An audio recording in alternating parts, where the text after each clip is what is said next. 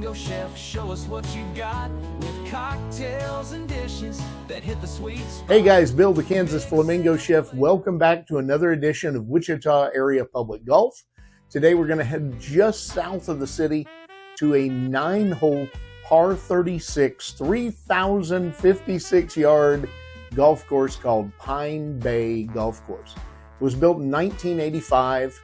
It is a community golf course. The entire community is surrounding a lake, and even one of the holes is a par 3 where the green is an island green reminiscent of a well-known hole, TPC. It's actually a lot of fun. It's kind of a pasture manicured course. There's a couple of very unique elements about it that I'll show you while we're on the course. And as always, if you have questions, you can email me, bill@kansasflamingochef.com. Oh, and the best of all, a 9-hole fee on the weekdays is only $18. Time for the old time and temperature check. It's 1:15 in the afternoon. The temperature right now is 90 degrees. Very, very light breeze, like about 5 miles an hour or less. And some really pretty clouds in the sky. It's a pretty Kansas sky on a hot day. From my house in West Wichita to Pine Bay Golf Course is about a 20-minute drive.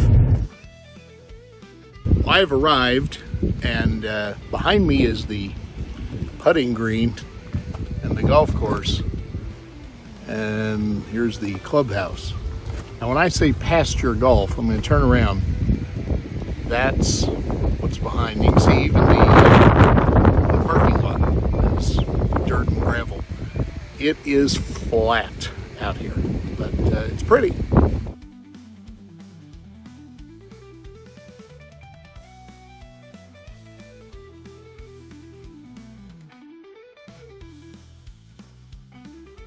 All right, as per usual, I'm going to give you a rundown of the cart. And these are privately owned carts. This not more of that rental stuff like in the city of Wichita. Yamaha carts. It is fully electric, I noticed. And it's in good condition, clean.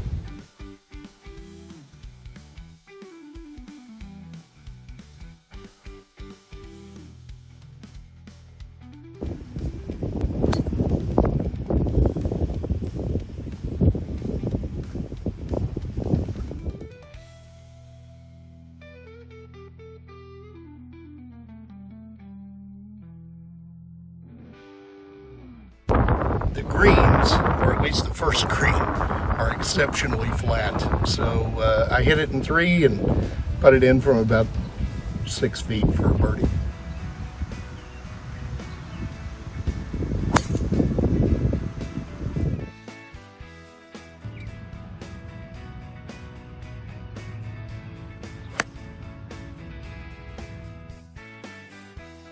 This ought to give you an idea how tight some of these fairways are. This is a par 4, but you can't even see where the green is. It's around those trees to the left.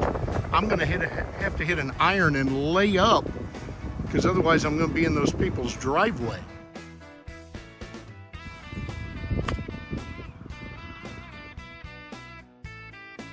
This is the 3rd green. After coming around that dog leg, I really like, even though it's a small green, I like how it's positioned up above the fairway, creating these deep grass bunkers around the side.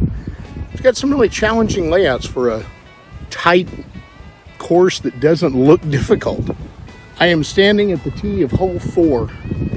It doesn't get any straighter than this. 345 yards straight down the middle and as flat as it can be until it looks like it might rise up right before the green.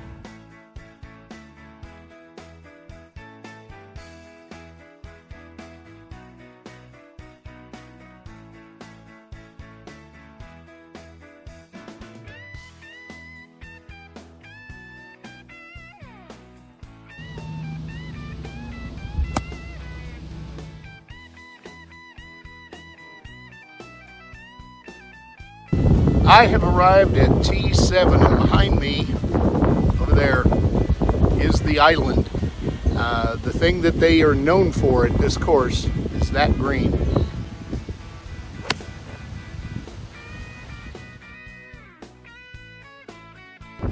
So this is the 7th green.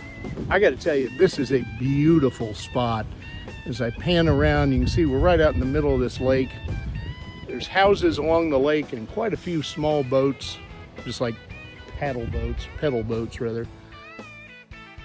This course makes you make some decisions. So this is a long straight fairway, but water comes in right at where the ball probably wants to land. So you can lay up with an iron, you can go gutsy and try to cross it, good luck.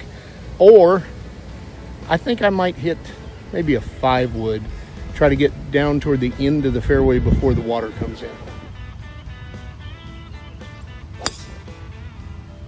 One thing about this place, being built in a neighborhood like it is, it uses every inch of space. I'm right here at this 90-degree turn. I've got 165 to the pin, but right behind the pin is the clubhouse.